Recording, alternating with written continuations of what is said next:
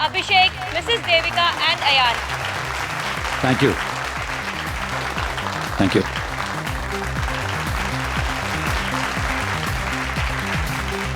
Thank you so much. इस car को बनाने का हमारी कंपनी का सपना तो था ही, साथ ही न्यू जनरेशन को हम लोग एक ऐसी कार देना चाहते थे जिसमें बैठ के वो लोग कूल और फैंसी फील करें, जैसी feel American and German brands की कार में होती है। अब आपका ज्यादा वक्त ना लेते हुए let me introduce to you the most valuable gift to our nation. Ayaan, please come. Vicky, can I have the remote, please? Yeah. There you go. Future is all yours.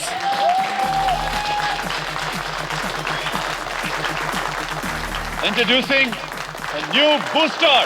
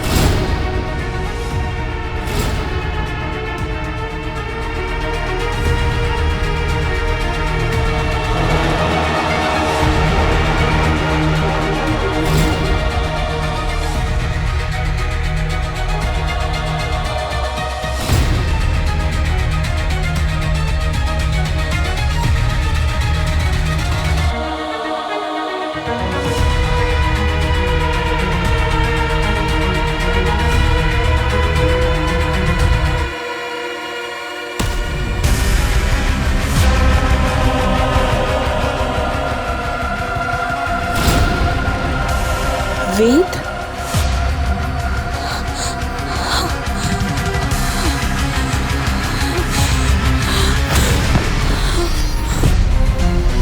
Devika! कौन?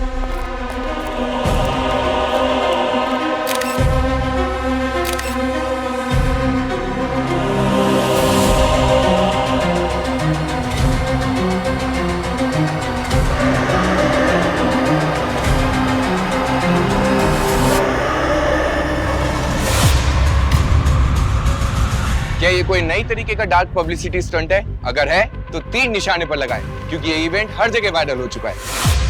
आमतौर पर कार के साथ उसके फीचर्स लॉन्च होते हैं, लेकिन booster के साथ लॉन्च हुई है उसकी ड्राइविंग सीट पर बैठी हुई एक डेड बॉडी। आज जहां पर बुकिंग्स के लिए कस्टमर्स की लंबी लाइन होनी चाहिए थी, आज वहीं पर आई हुई है सीआईडी की टीम।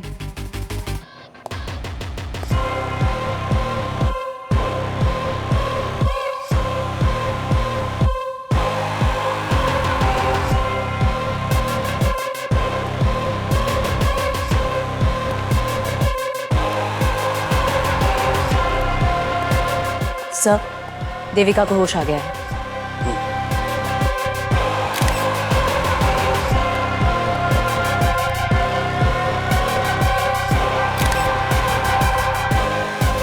सर, जब हमने पहले बॉडी को देखा था तो एकदम चट्टान जैसे कड़क थी। अब देखिए सर, धीरे धीरे इसका रंग रूप बदलता जा रहा है। लगता है बॉडी फ्रोजन थी पंकज, जबरदस्ती कार में बिठाया गया है। 20 साल पहले वेद गायब हुए थे और आज अचानक से ऐसे यूं। ये वेद आपके क्या लगते थे? इनके पहले पति थे और मेरे कजन। सर, वो वेद जैसे दिख रहे हैं, वो वेद नहीं है। वेद को गए हुए तो 20 साल हो गए हैं। और हाँ, वो जो बॉडी पे टैटू है ना, वो वेद जैसा ही है। वो तो 20 साल पहले लद्दाख में बर्फ में। सर, आई एम श्योर कोई ना हमारे साथ प्रैंक कर रहा है। हाँ, आप चेक करिए ना। और आजकल तो आपको पता है ना, 3D वाले मॉडल्स कितनी इजीली बन जाते हैं। ये नकली है।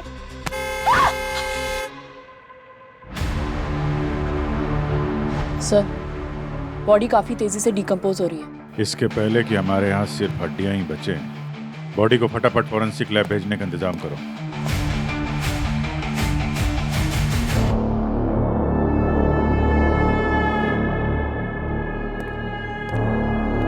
बीवियां कभी झूठ नहीं बोलती हैं। इस आदमी को मरे हुए लगभग 20 साल हो गए।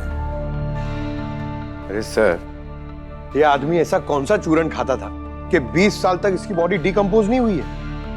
पंकज, मैंने इस आदमी के मसल टिश्यूज और ब्लड सेल्स बहुत अच्छी तरह से चेक किए और जिस तरीके का माइक्रो बैक्टीरिया इसकी बॉडी में मिला है उससे साबित होता है कि इस आदमी की लाश किसी ऐसी जगह पर दबी हुई थी जहां चारों तरफ बर्फ ही बर्फ थी, एकदम ठंडा इलाका। क्या? हाँ, ऑलमोस्ट -20 डिग्री टेम्परेचर। और इतना कम टेम्परेचर इंडिया में सिर्फ हिमालय के हाई एल्टीट्यूड एरिया में मिलता और कहीं नहीं। लेकिन अगर 20 साल से किसी मरे हुए इंसान की लाश कहीं दूर पहाड़ों में दबी हुई थी तो फिर ये अचानक मुंबई कैसे आ गई? अरे ऐसा कौन सा स्पीड पोस्ट है कि लाश वहां पहाड़ों से या मुंबई एक कार के सीट में आ गई? पंकज, अभी लाश स्पीड पोस्ट से आई है या टाइम ट्रेवल करके आई है, ये पता लगाना तुम लोगों का काम है ना। हाँ, लेकिन मैं तुम्हें ये बता सकता हूँ कि ये लाश कब बाहर आई है। सर, तो पूरी बात बताइए ना, आप ऐसे किस्तों में क्यों बोल रहे हैं? ये लाश 12 से 13 घंटे पहले बाहर आई है। क्या? हाँ, सिर्फ 12 से 13 घंटे पहले? बिल्कुल। जिस तरीके से इसके मसल टिश्यूज टूट टूट करके गिर रहे हैं और जिस तरीके से इसका स्किन का कलर बदलता जा रहा है, उससे बात साफ पता चलती है कि किसी लो टेम्परेचर से इस लाश को बाहर आने में सिर्फ 12 से 13 घंटे लगे, बस। सर, वेद को ना पैराग्लाइडिंग का बहुत शौक था, इसीलिए ही वो लद्दाख जाते थे। वहां पर कोई कंपनी थी जो पैराग्लाइडिंग करवाती थी। बस वहीं पर पैराग्लाइडिंग करते टाइम जब लैंड कर रहे थे तो एवलांच हो गया और वेद बर्फ में फंस गए। उसके बाद वेद कभी मिले ही नहीं हमें। वो कंपनी कौन सी थी जो ये पैराग्लाइडिंग वगैरह करा रही थी? अब 20 साल पुरानी बात है, नाम तो याद नहीं है। और वैसे भी वेद भाई साहब अपनी सारी बुकिंग्स खुद करते थे। तो बुकिंग की डेट तो याद होगी ना आपको? हाँ सर, वो मैं कैसे भूल सकती हूँ। 3 सितंबर 2004। तुम्हें फाइंड इट। क्या 2004 में? अब मैडम, इतनी पुरानी बात कौन ही याद रखेगा। पर हाँ, झूठ नहीं बोलूंगा कि कभी कभार बर्फीले तूफानों में ऐसे हादसे अक्सर हो ही जाया करते हैं। और ये पैराग्लाइडिंग का खेल तो है ही रिस्की, और सच कहूँ तो इसी एडवेंचर की वजह से लोग आते हैं इसको करने के लिए। पर हम अपनी सेफ्टी में कोई कसर नहीं छोड़ते हैं, पूरा ध्यान रखते हैं सेफ्टी का। तो मैं आपकी कंपनी के बारे में कहाँ कुछ बोल रही हूँ रवि जी। मैंने वेद की जो डिटेल्स दी है आपको, आप बस वो चेक करके बता दो कि वो 20 साल पहले आपके यहाँ आए थे कि नहीं। रिकॉर्ड्स तो होंगे ना आपके पास? आप मुझे थोड़ा वक्त दीजिए, मैं सब कुछ चेक करके आपको कॉल बैक करता हूँ। थोड़ा अर्जेंट है। जी मैडम। सर, ये पिछली रात का फुटेज है।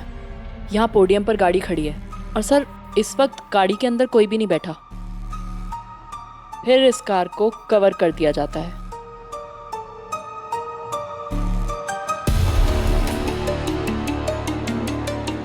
और फिर आज सुबह यहाँ जब इस कार को अनकवर किया जाता है, सर देखिए, वेद की लाश ड्राइवर सीट पर बैठी मिली है।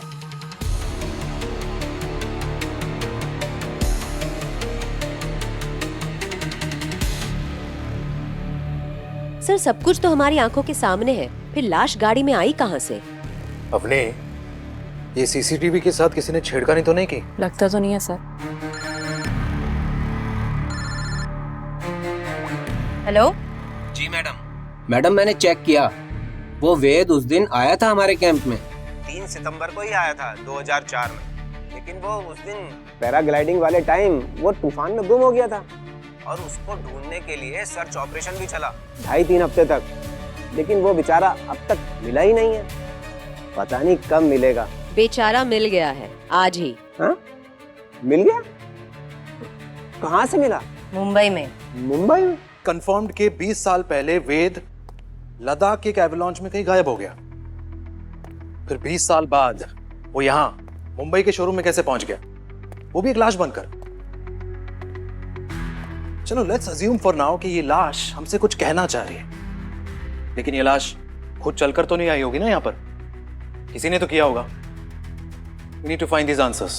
सर, फॉरेंसिक ने कंफर्म किया है कि इस बॉडी को एक्सट्रीम कोल्ड टेम्परेचर से निकले हुए कुछ 12 से 13 घंटे हुए। 12-13 घंटे में लाश बाय रोड लद्दाख से मुंबई पहुंच गई। Not possible. इस कार को खंगालो अच्छी तरीके से, एक एक कोना छान मारो इसका। बॉडी इस कार में मिली है, जवाब भी एक कार ही देगी। यार बहुत बुरी किस्मत है इस गाड़ी की तो। इसका बर्थडे मनाया नहीं कि डेथ सर्टिफिकेट जारी हो गया इसका। सच में सर, इस कार को तो अब कोई भी नहीं लेगा। ये बहुत हैवी डिस्काउंट पे मिलेगी। ये केस सॉल्व हो जाने दो, फिर शोरूम से आके बात करता हूँ। सर,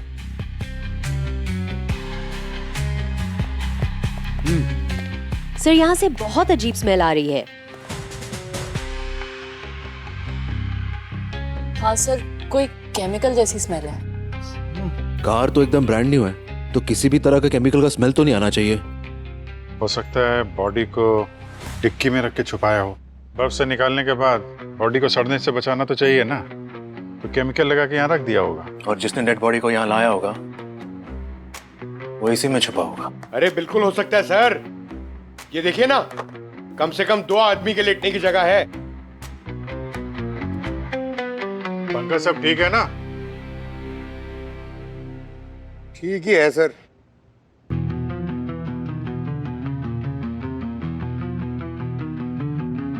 अब जरा इस डमी को वहां ड्राइविंग सीट तक लेकर जाओ।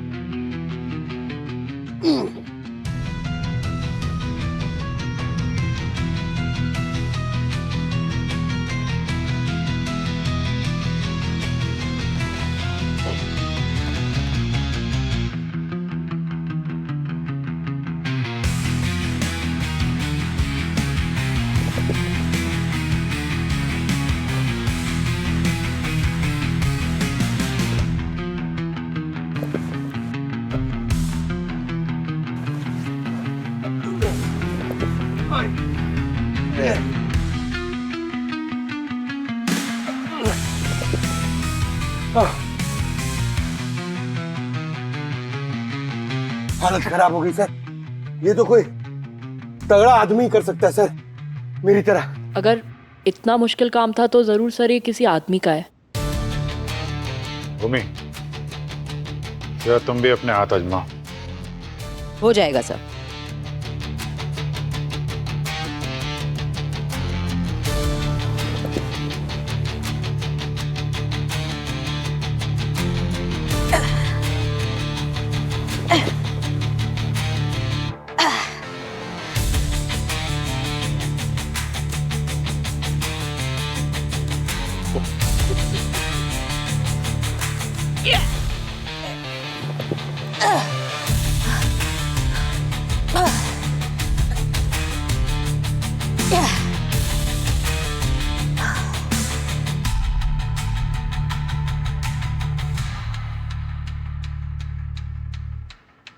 इतना भी मुश्किल नहीं था पंकज जी। वो एक्चुअली सर वहां सीट के पीछे मेरा पैर फंस गया था, वो ऐसे करने के चक्कर में। अच्छा, मतलब बॉडी को शिफ्ट करने वाला आदमी या औरत भी हो सकती है।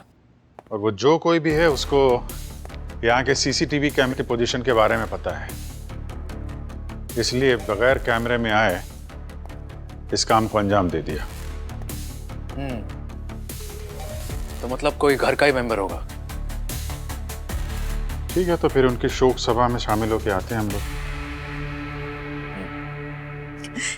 ये कह रहे हैं कि वेद की शोक सभा रखो। भला एक ही आदमी की मौत का मातम मैं बार बार कैसे बना सकती हूँ? बहुत मुश्किल से ट्रॉमा को भूलकर बाहर आई थी और फिर वही सब करूं। और अयान कहाँ था तब? जब वेद लापता हुए तो आयान मेरे पेट में था। मैंने उसे कैसे पैदा किया है, कैसे पाला है ना, ये मैं ही जानती हूँ। और आज वही बच्चा मुझे गालियां दे रहा है। गाली नहीं दे रहा मैं, पर हाँ गुस्सा हूँ, बहुत गुस्सा हूँ। और क्यों ना हूँ गुस्सा, जिनके पीछे अपनी पूरी लाइफ डैडी डैडी करके घूमता रहा,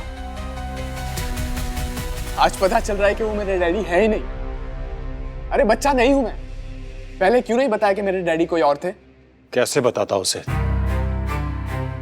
आजकल के बच्चे एक दिन में तो डिप्रेशन में चले जाते हैं, और फिर देविका को भी संभालना था।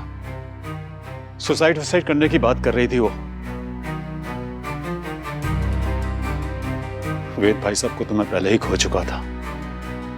मैं नहीं चाहता था कि उनकी फैमिली को कुछ भी हो, और इसीलिए मैंने देविका से शादी की और अयान को अपना नाम दिया।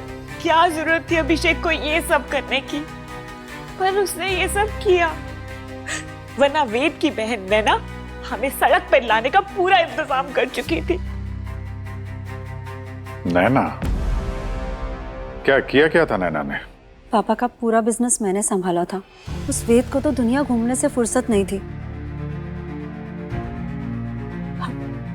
जब सारी मेहनत मेरी थी तो क्या हुआ, कंपनी से मैंने अपना स्टेक बढ़ाने की डिमांड कर ली।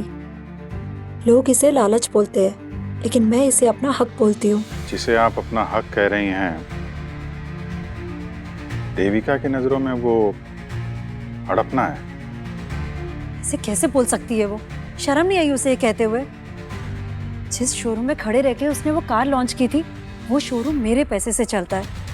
ऑटोमोबाइल कंपनी मेरी है। महीने महीने पैसे भेजती हूँ मैं उसे और उसके बेटे की परवरिश के लिए।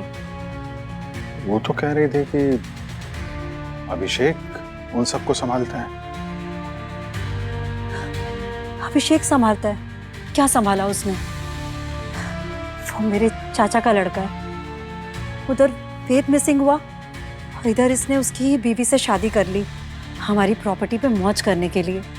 चाहती तो मैं उसी वक्त उसकी पोल खोल सकती थी। क्या मतलब? पोल खोल देती? फिर मैं आप लोग को दिखाती हूँ।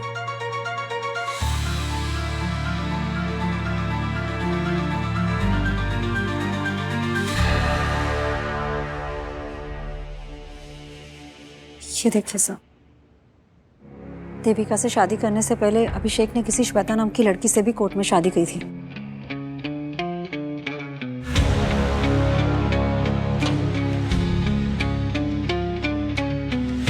शादी के बाद एक और शादी।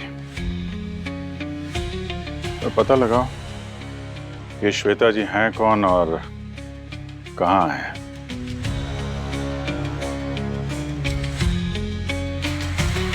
5 मिनट के लिए देखने दीजिए ना, वो हमारे फैमिली मेंबर थे। सर आप प्लीज समझने की कोशिश कर दीजिए, हम ऐसे किसी को भी अंदर जाने नहीं दे सकते हैं। अरे मैडम। सर आप लोग जाइए प्लीज, बिना परमिशन के आप अंदर नहीं जा सकते। क्या बात है? मैम, वेद मेरे हस्बैंड थे और आयान उन्हीं का बेटा है। आज तक हमने आयान को ये नहीं बताया कि वेद उसके पापा थे। प्लीज आखिरी बार मेरे बेटे को उसके पापा की शक्ल देखने दीजिए ना। ये फॉरेंसिक लैब है, यहाँ बहुत सारे कॉन्टामिनेशन होते हैं और बॉडी के कांटेक्ट में आने से पहले बहुत सारे प्रिपरेशन करने पड़ते हैं। आप लोग जाइए, पहले परमिशन लेकर आइए, उसके बाद ही मैं आपको अंदर अलाउ कर सकती हूँ। ठीक है, हम लोग परमिशन लेकर आते हैं। आओ बेटा। Thank you.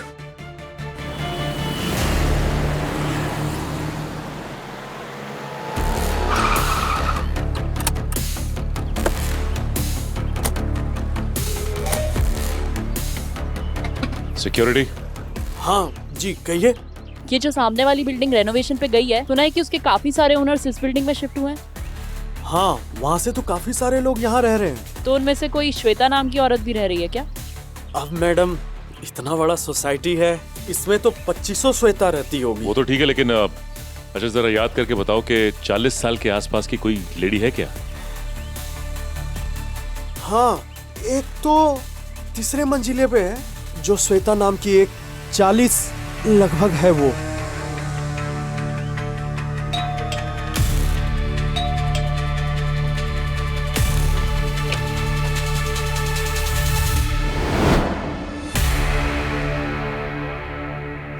श्वेता जी। जी कहिए। हम लोग सीआईडी से हैं। अच्छा ये बताइए कि कल कार लॉन्च पे आप देविका के शोरूम पे थी ना? एक मिनट।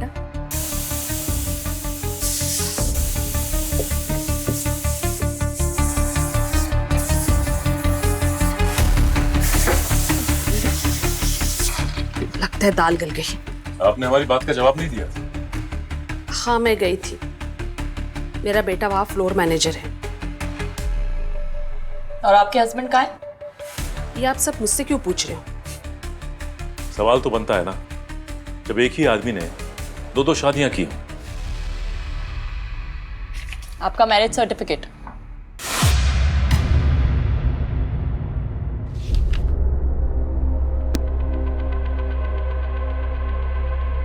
हाँ, अभिषेक ने कोर्ट मैरिज की थी मुझसे, और विकी हम दोनों का ही बेटा है।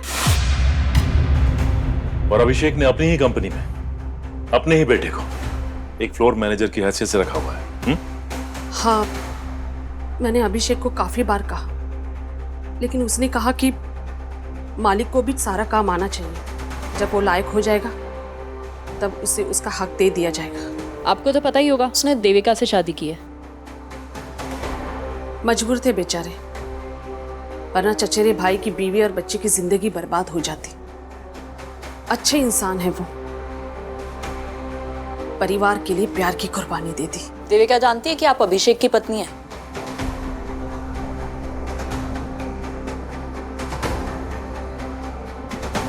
अच्छा ये विकी अभी कहाँ है? मुझे नहीं पता, कल से वो घर नहीं आया। मुझे थोड़ी ना वो बता कर जाता है। एनीवे, फिलहाल हम चलते हैं।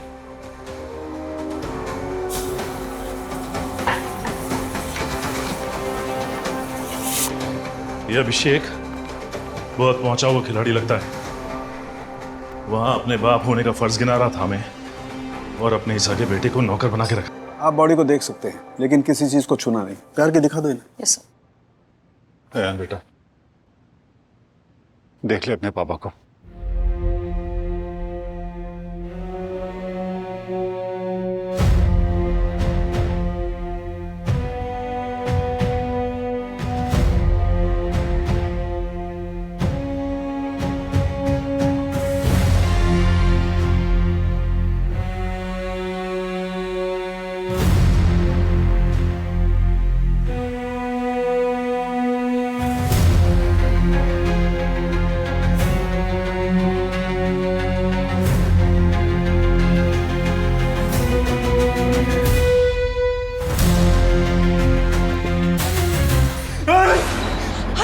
ध्यान बेटा, संभाल मैं आपको।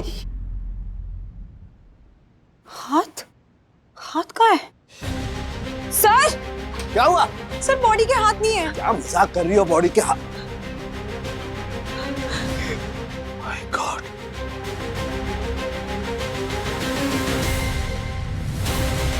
दोनों हाथ कटे हुए। अरे गार्गी, इसके दोनों हाथ किसने काटे? फॉरेंसिक लैब से कौन चोरी करके ले गया हाथ? आपको थोड़ा भी रियलाइजेशन है इस बात का? ये बात सुनने में ही कैसा लग रहा है कि सीआईडी के फॉरेंसिक लैब में से कोई डेड बॉडी का हाथ काट कर ले गया? ये बात अगर सीआईडी ऑफिस के बाहर लीक हो गई ना, तो सीआईडी की रेपुटेशन की धज्जियां उड़ जाएगी। I am sorry sir. You sorry? Yes sir, I am really very sorry. मैं जानता हूं हमसे बहुत बड़ी गलती हुई है, लेकिन सर अगर हम इस गलती में एक अपॉर्चुनिटी तलाश कर ले तो। क्या मतलब? मतलब ये सर कि अगर हम ये पता लगा लें कि ये कटे हुए हाथ दरअसल किसके काम आ सकते हैं, तो सर शायद हम इस केस को और ज्यादा जल्दी से सॉल्व कर सकते हैं। I think he is right. अब चोरी हो ही गई है तो हमें इसका फायदा उठाना चाहिए। Yes sir. Super, mind blowing. नहीं, गुड गोइंग। Very good. कल स्टाफ के अलावा फॉरेंसिक लैब में और कौन कौन आया था? कोई भी नहीं सर, मैं तो आईडी कार्ड और रजिस्टर में एंट्री के बिना किसी को यहाँ पे झांकने तक नहीं देती। बड़ी बड़ी बातें मत कीजिए, कोई तो आया था यहाँ पे। रजिस्टर दिखाओ। जी sir. Shield and shine company, ये दो लोग कौन है? सर ये तो सैनिटाइजेशन वाले हैं, ये रेगुलर आते रहते हैं यहाँ पे। हाँ सर, वो 2 हफ्ते में एक बार विजिट करते हैं। फॉरेंसिक लैब है तो सैनिटाइजेशन की जरूरत पड़ती रहती है, उनसे टाई अप है सर हमारा। शील्ड एंड शाइन कंपनी, पता लगाओ किन दो लोगों को भेजा था उन लोगों ने यहाँ पे।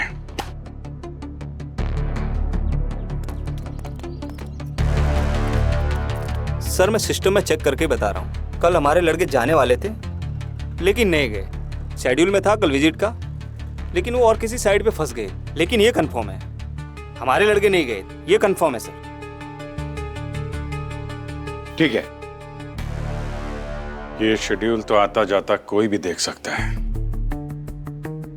कल यहाँ पूरे दिन कौन कौन आया था? सर जो भी आए थे सबका डिटेल है इसमें। ये अभिषेक, देविका, अयान, ये तीनों क्या कर रहे हैं आज यहाँ? सर डेड बॉडी देखने आए थे। अयान को आखिरी बार अपने डैड से मिलना था। सर वो लोग तो कल भी आए थे और बिना परमिशन के मैंने उन्हें जाने नहीं दिया सर।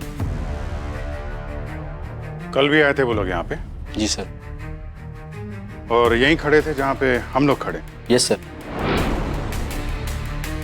फिर तो इस शेड्यूल पे उन लोगों की भी नजर पड़ी होगी।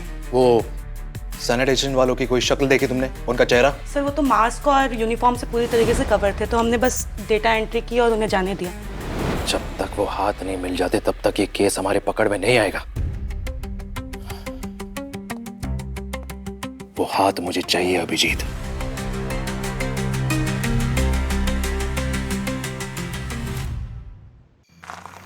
हाँ सर ये तो है, लेकिन ये 3 से 5 का समय ना बड़ा अजीब सा होता है। हाँ, हम लोग सोते हैं, क्रिमिनल जग जाते हैं। ये तो है।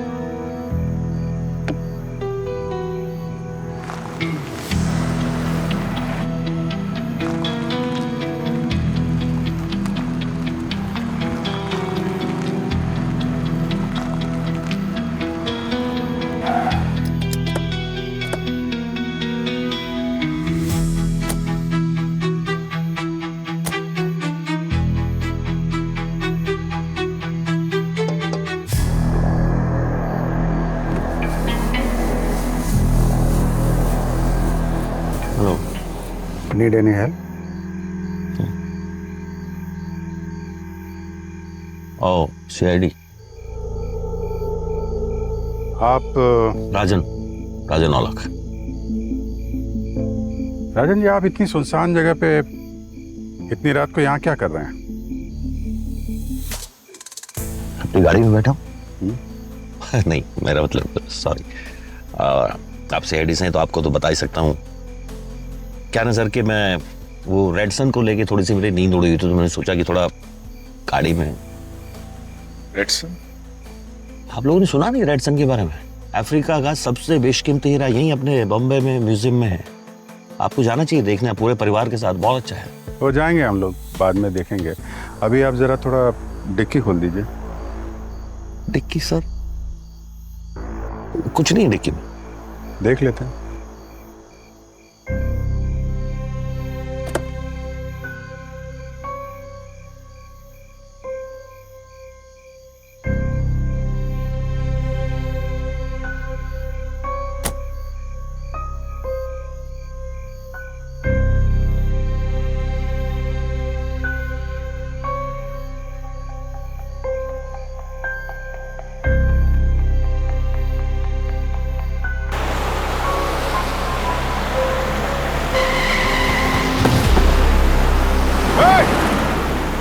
रुक।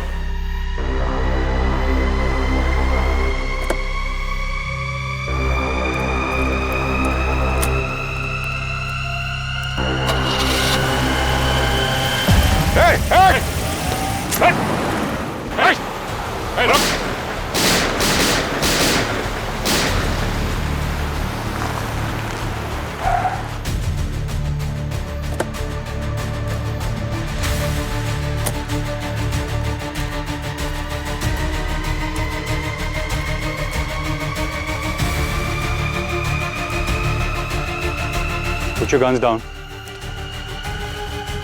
Easy, easy. हम लोग सीआईडी से हैं।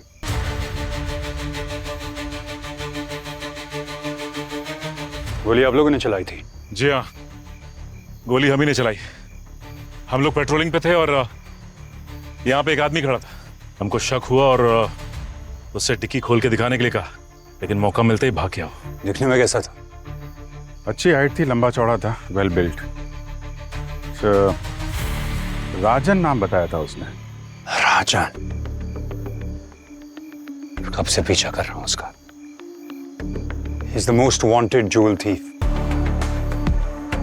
वो और उसका partner Rehan Roy red sun को चुराने की फिराक में है। हाँ, कुछ अफ्रीकन रेड सन की बात कर तो रहा था वो। 25 अप्रैल को एक चोरी कर चुका है। अब रेड सन तक पहुंचने से पहले उसे पकड़ना पड़ेगा। किस डायरेक्शन में गया? ओ, इधर ही सीधा गया वो। Okay, thank you officers. All the best.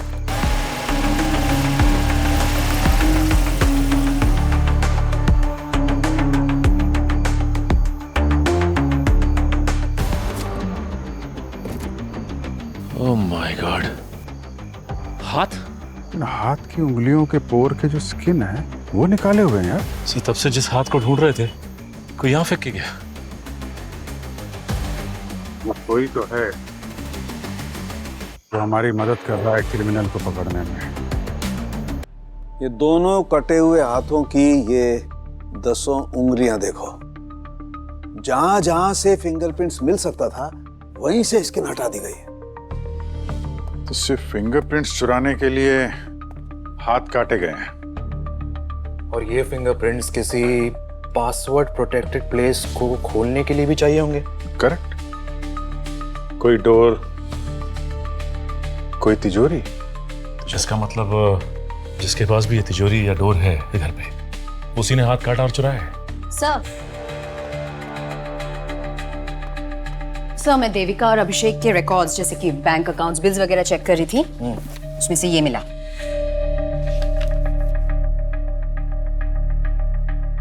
What? 1.5 lakh बिजली का बिल? मैंने हिस्ट्री चेक की। पिछले कई सालों से इनके इलेक्ट्रिसिटी बिल्स इसी अमाउंट के आसपास के हैं। हर महीने लाख रुपए से ज्यादा का बिल है। ये देविका, अभिषेक, ये क्या घर में एक फैक्ट्री चला रहे क्या? हर महीने लाखों का बिल, वो भी बिजली का। चल क्या रहा है? इतना एसी क्यों चला रहे हैं ये लोग? मतलब घर में शिमला बनाना है क्या? एक मिनट। क्या बोला तुमने? सर, मैंने तो बोला बस कि घर में शिमला बनाना है क्या? शिमला? लद्दाख भी तो बना सकते हैं। पंकज, तुम लद्दाख के लिए निकलो तुरंत। जिस कैंपिंग कंपनी के लिए वेद ने पैराग्लाइडिंग की थी उसकी सारी डिटेल्स निकालो। सारे प्रूफ चाहिए मुझे। Okay, come on. अभिजीत, कल रेड मारने की तैयारी कीजिए। अच्छा। अब ये कटे हुए हाथ ही हमें उनके गले तक पहुंचाएंगे।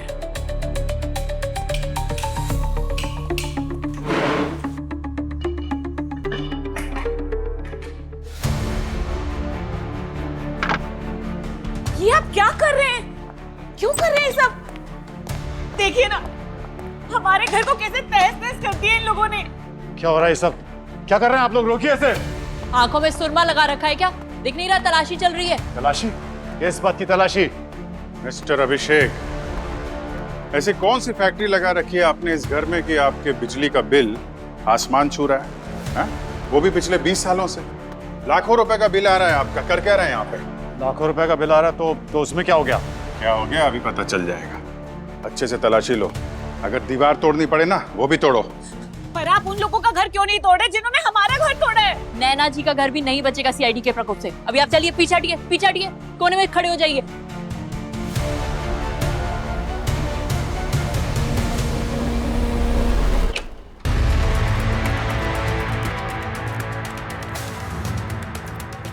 ये रहा सर्च वारंट नैना जी, ध्यान से पढ़िए इसे। फिर बाद में मत कहिएगा कि सीआईडी ने मेरा घर उलट पुलट कर दिया। घर का कोना कोना छान मारो, कोई जगह छूटनी नहीं चाहिए। लेकिन आप लोग यहाँ क्या ढूंढने आए हैं? ये भी पता चल जाएगा आपको। सब्र रखिए।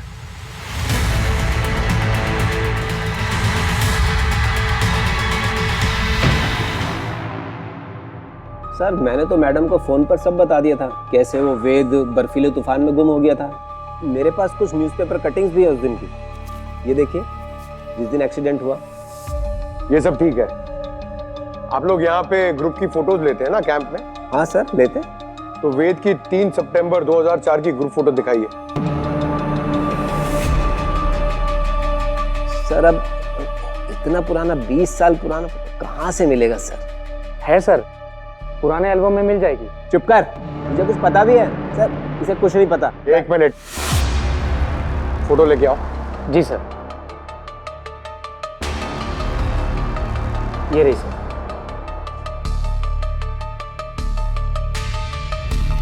इसमें वेद कौन है बताओ? ये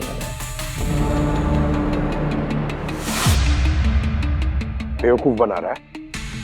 वेद कैसे दिखता है मैं जानता हूं। सही सही बता क्या चक्कर है, वरना तुझे यहीं पर ठोकूंगा। नहीं नहीं नहीं सर, मैं सब सच बताता हूँ।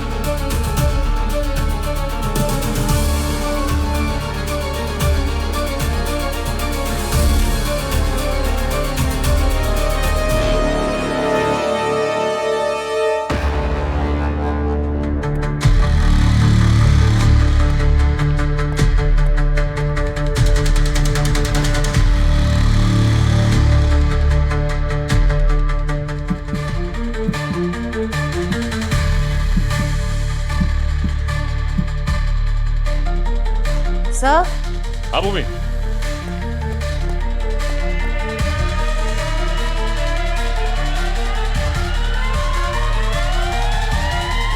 डेफिनेटली यहाँ कुछ है।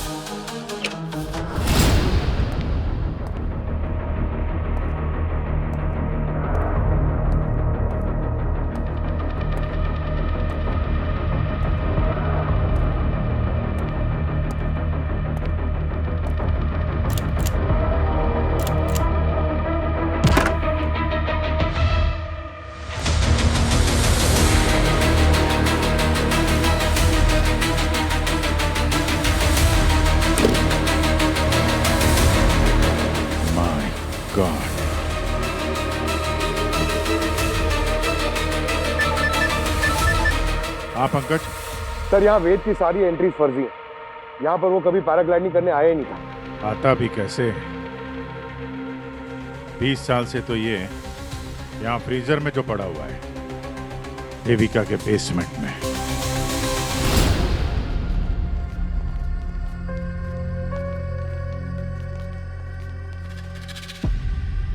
क्या बात है, बेसमेंट के अंदर अच्छा खासा लॉकर बना हुआ है। नैना जी, आप इस डिजिटल लॉकर का पासवर्ड देंगी या फिर इसके लिए भी हमें ही काम करना पड़ेगा?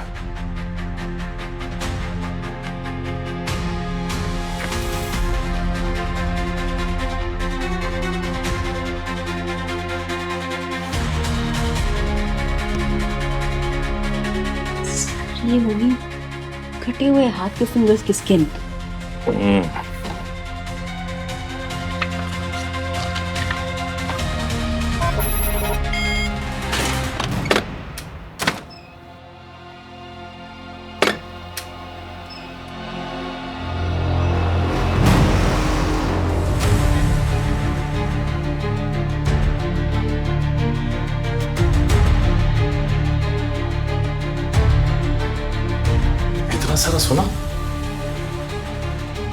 इतना सोना कहाँ से है इनके पास? हो ये तो अब नैना जी बताएंगी ब्यूरो चलकर। वैसे भी इनकी फैमिली का गेट टुगेदर जो रखा है वहां पे। लेकिन इतना सारा सोना आया कहाँ से आपके पास? पापा अपनी सारी ब्लैक मनी को गोल्ड में कन्वर्ट करके वेद के नाम छोड़ गए थे। वेद के गायब होने के बाद मैंने बहुत कोशिश करी और डिजिटल सेफ को खोलने की, लेकिन वो सिर्फ वेद के फिंगरप्रिंट से ही खुल सकती थी। और जब उस दिन वेद की लाश को शोरूम में देखा तो मुझे मौका नजर आया। हाथ काटने किसको भेजा था? सैनिटाइजर कंपनी के वर्कर को। ऐसे कैसे? हमने तो उनसे पूछा था, उन्होंने तो साफ मना कर दिया था। झूठ बोला उन्होंने। मैं उस कंपनी में 80% की शेयर होल्डर हूँ, बेसिकली ओनर। वो मेरी बात टाल ही नहीं सकते। पैसे की लालच आदमी को कितना गिरा देती है। रिश्ते नातों की कोई अहमियत नहीं है तुम्हारे लिए। और आप दोनों को तो इनकी तरह सोना भी नहीं मिलने वाला था, ना पैसा। तो वेद को मारने की वजह? प्यार जो मुझे चाहिए था। वेद से मेरी शादी तो हो गई थी, पर मुझे प्यार नहीं मिला था। शादी के 1 साल बाद मेरी मुलाकात अभिषेक से हुई। मुझे ऐसा लगा शायद मुझे यही चाहिए। यार तो मुझे भी हो गया था देविका से, लेकिन एक बात की सिक्योरिटी थी कि अगर मैं देविका से शादी कर लेता हूं तो जो भी दौलत इसे मिलने वाली है मैं भी उसका मालिक बन जाऊंगा। लेकिन तभी वेद भाई साहब को हमारे प्यार के बारे में पता लग गया और इसीलिए उन्हें रास्ते से हटाना बहुत जरूरी हो गया था।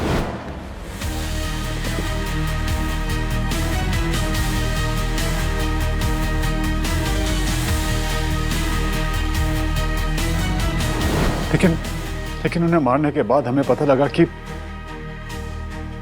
एक पुश्तैनी तिजोरी है और उसे पाने के लिए हमें वेद भाई साहब की लाश को संभाल के रखना पड़ेगा, क्योंकि उनकी लाश ही उस तिजोरी की चाबी है।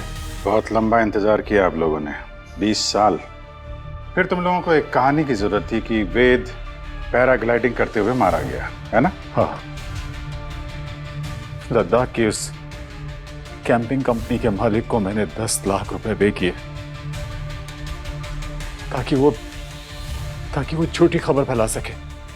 हाँ, इतने सालों तक हमने उस लाश को छुपा के रखा, पर पता नहीं उस दिन शोरूम में वो लाश कैसे आ गई। उसे अयान लेकर आया था।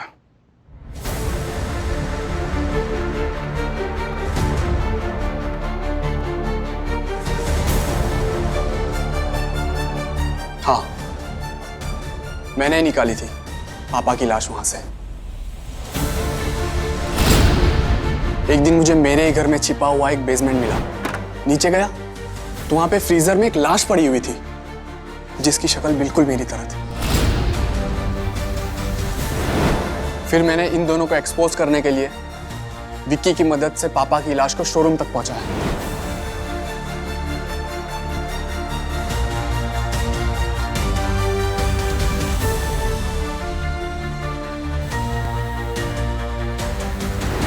तुमने जो किया वो ठीक किया यान, लेकिन तरीका गलत था।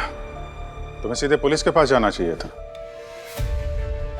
जिसने मेरे पापा को मार दिया वो मुझे क्या छोड़ते? अपनी पावर का गलत इस्तेमाल करके मुझे भी मरवा देते ये लोग। और मुझे पता था अगर सीआईडी इस केस में इन्वॉल्व हो गई तो ये दोनों बिल्कुल नहीं बच पाएंगे।